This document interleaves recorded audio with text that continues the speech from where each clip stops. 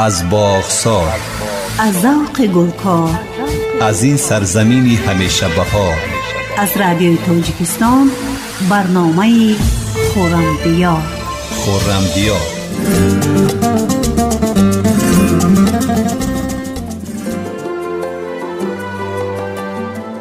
کشور ما طبیعت خیلی بای، بزرگ و نادر و رنگین و جالب دارد که در وصفش هزاران سخنگویی کم است.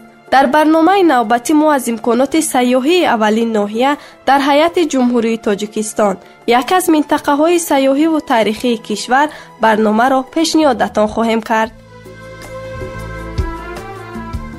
نوا و سرود و مهر و محبت از آبشاران، سلام‌های گرم و آتشین از فراز کوهستان و غلغله و ندای آزادی و آبادی از هر گوشه این خرمدیار یعنی تاجیکستان، نثار آنهایی که عین حال گوش به رادیوی تاجیکستان دارند. شنوندگان گرامی، این برنامه نیز با شما می‌خواهیم به یک از ناحیه‌های زیبای کشورمان، ناحیه شهرینو، سفر نماییم. شهرینو با طبیعت ناتکرار، آب و هوای تازه و مکان‌های جذاب خود معروف است. امروز درباره تاریخ و فرهنگ این منطقه، گوشه‌های زیبا منظرش، همچنین امکانیت‌های استراحتی و فراغتی آن معلومات جالب پیشکش می‌نماییم. بخش چند دلیل. ناحیه شهرینو در غرب با شهر ترسونزاده، در جنوب و شمال با ولایت سرخاندریای ازبکستان، از شرق با شهر حصار و از شمال با ناحیه عینی همسرحد است. توسط ناحیه شهرینو شاهراه اتومبیلی می‌گذرد که دوشنبه را با جمهوری ازبکستان پیوست می‌کند. امروز این ناحیه با مساحت 360 هکتار با دیوارهای درازیشان 7 کیلومتر احاطه گردیده است. در 6 ماهه سال جاری شماره تشریف سیاحان حدود ناحیه 1293 نفر، سیاحان از دیگر شهر و ناحیه‌های جمهوری تاجیکستان 88 نفر و سیاحان خارج کشور 25 نفر از آثارخانه تاریخی کشورشناسی ناحیه شهرینو دیدن نمودند. بخشی در هوای دیار.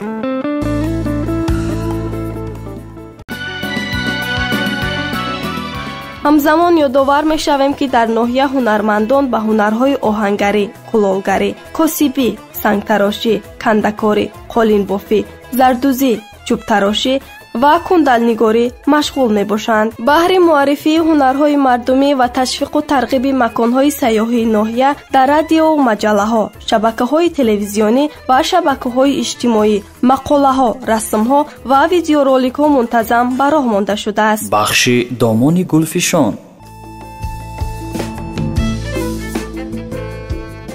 ناحیه شهرینو یکی از گوشه‌های زیبای تاجیکستان بوده با طبیعت ناتکرارش معروف است. شهرینو با کوه‌های سبز، چشمه‌های مصفا و باغ‌های سرسبز خود معلوم است. هوای تازه و منظره‌های دلفریب آن را برای دوستداران طبیعت جالب می‌گرداند. شهرینو را می‌توان گوشه میوه‌های شهدبار نامید. در اینجا باغ‌های انگور، زردآلو، سیب و دیگر میوه‌ها جایگیرند که صفت بلند خود را دارند و به شرایط مخصوص اقلیمی وابسته‌اند. در ناحیه شهرینو 3 مهمانخانه، 10 موضع‌های سیاحی، پشت میانه، حکیمی، لبیجر، خواجه حسن، تخت سلیمان، کوه‌های طبیعی پریان، تیموردره، جوازک، چشمه ماهیان خوجی و آثارخانه تاریخی و کشورشناسی ناحیه، اینچنین شرکت سیاحی سیر قره‌طاق و ده‌ها موضع‌های تماشاباب دیگر موجود است.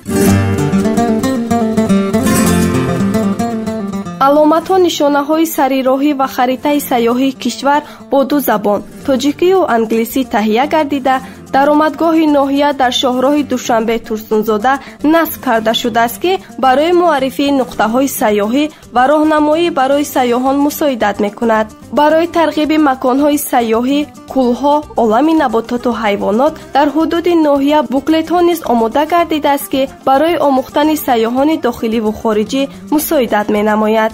همچنین در شاهراه دوشنبه ترسونزاده 4 تشناب‌های سریراهی موجود است. با مقصد جان‌ناک و با صفت نمودن خدمت‌رسانی‌های ساحه سیاحی، رویخط راهبلدان ابیکت‌های سیاحی ناحیه تشکیل کرده شده است. инчунин минтақаҳои назаррабои истироҳатӣ дар Қаратоғ барои рушди соҳаи сайёҳии экологӣ, кӯҳнавардӣ ва шикору моҳидорӣ мавқеи хос мебошад, ки сол то сол таваҷҷӯҳи сайёҳон ба ин минтақа зиёд гардида истодааст. дар 6 моҳаи соли ҷорӣ зиёда аз 470 нафар сайёҳони ватанию хориҷӣ ба ҳисоб гирифта шудааст. бояд қайд намуд, ки самти сайёҳии ноҳия ҳамкориҳои зичро бо Кумитаи рушди сайёҳӣ назди ҳукумати ҷумҳурии Тоҷикистон ва ширкатҳои сайёҳии ватанӣ ба роҳ монда имкониятҳои мавҷударо баҳри рушди соҳаи мазкур истифода мебарад. шунавандагони гиромӣ, имрӯз мо сайёҳати ҷолибу хотирмон ва маконҳои дидании ноҳияи Шаҳринавро аз Радиои Тоҷикистон пешниҳодатон намудем. масъулони барнома бо шумо будем муҳаррир ва ровӣ банда Ганҷина Раҷабзода ва коргардони барнома Муҳаммад Мирзоев. то сайёҳатҳои баъдӣ сарбаланду хонаобод ва хушрӯзгору шод бимонед.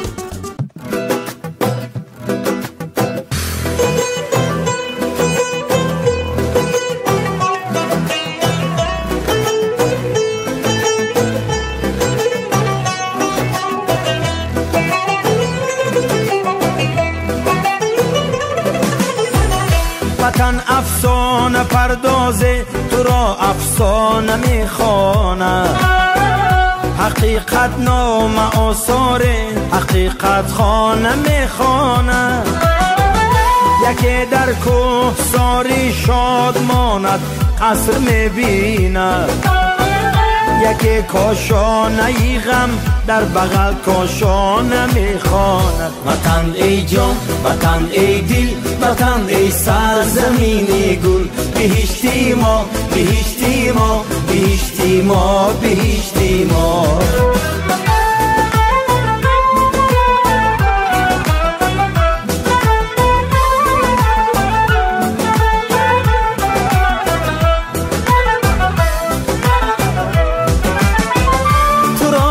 سر نوشتی خش می بلند و می نالند یکی آباد می سازد یکی ویران نمی خواند یکی را در غریبی یک کفی خاکی تو جان داروست یکی در دامنت همگامه‌ای بیگانه می خواند وطن ای جان وطن ای دل وطن ای سرزمینی گل بهشتی ما بهشتی ما بهشتی ما بهشتی ما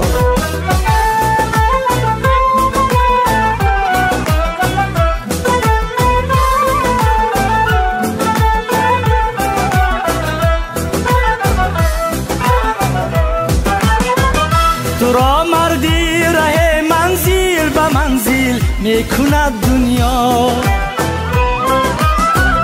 هوس پیمانه یک گردشی پیمانه میخواند حبیب می سرایت شاه بیتی شاه راحت را حدیث تن چشم حسرتی گرگانه میخواند وطن ای جان وطن ای دل وطن ای سرزمینی گل بهشتی ما بهشتی ما بهشتی ما بهشتی ما